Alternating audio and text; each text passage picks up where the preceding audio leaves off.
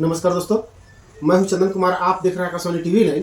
UP के सरकारी स्कूलों को बचाने की लड़ाई अब सुप्रीम कोर्ट के दरवाजे पर जा पहुंची है। कोर्ट ने संजय सिंह याचिका पर सुनवाई करने से इनकार कर दिया है। जस्टिस दीपांकर दत्ता और जस्टिस एजी मनीष की पीठ ने आप नेता को हाई कोर्ट में याचिका दाखिल करने की इजाजत दे दी है।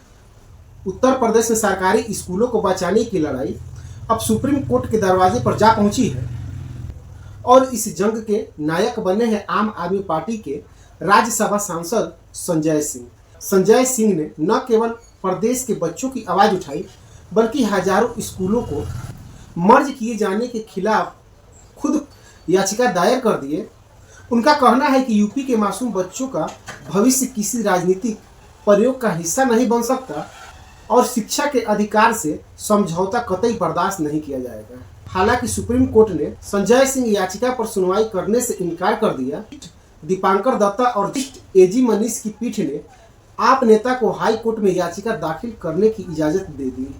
आज 18 अगस्त को उनकी याचिका पर देश की सर्वोच्च अदालत में सुनवाई हो रही है।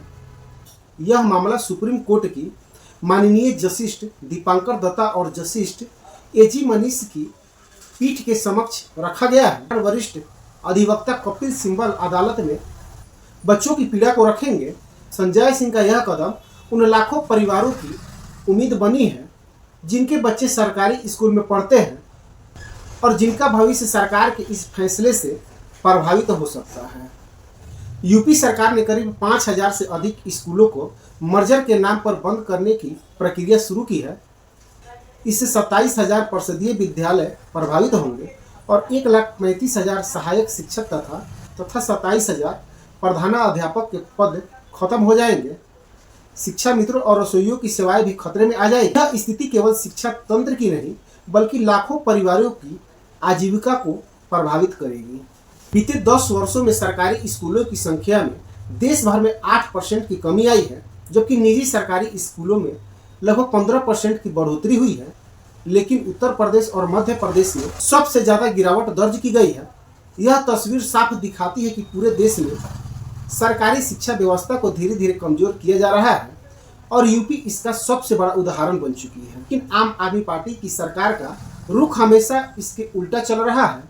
दिल्ली और पंजाब में आम आदमी पार्टी की सरकार ने सरकारी स्कूलों को विश्व स्तरीय स्तर पर खड़ा किया है। दिल्ली के सरकारी स्कूलों का मॉडल आज पूरे देश में एक उदाहरण बन चुका है, जहां गरीब से गरीब बच्चा भी आधुनिक सेवाओं और तकनीक शिक्षा का हकदार है। वजह है कि यूपी में स्कूल बनाने की लड़ाई में संजय सिंह की आवाज देश भर के अभिभावकों और बच्चों की आवाज बन गई है। ऐसे दौर में संजय सिंह ने इस संघर्ष को बच्चों और गरीबों परिवारों की लड़ाई बना दिया है।